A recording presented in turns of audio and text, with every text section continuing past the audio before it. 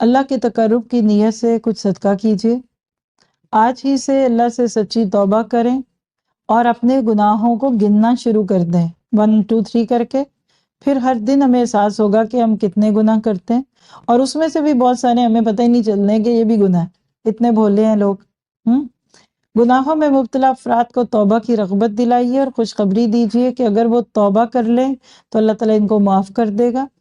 قرآنی رہنمائی: اللہ کے راستے سے روکنے والوں کے مالوں کی کثرت سے دھوکہ نہ کھائیں۔ شرک کا واقع ہونا اور اس کا کسی علاقے میں عام ہو جانا سب سے بڑا فتنہ ہے۔ جب مددگار صرف اللہ تعالیٰ ہے تو پھر کسی اور کا ڈر اور خوف کیسا؟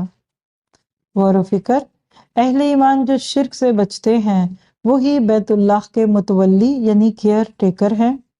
کافر کے مال خرچ کرنے کا مقصد حق کو باطل ثابت کرنا ہے۔ ہم نے حق کو حق ثابت کرنے کے لیے مال خرچ کرنا ہے۔ جہاد فی سبیل اللہ کا مقصد دین اسلام کو غالب کرنا ہے۔ جس کا دوست اور مددگار اللہ ہو اسے کسی کا ڈر نہیں رہتا۔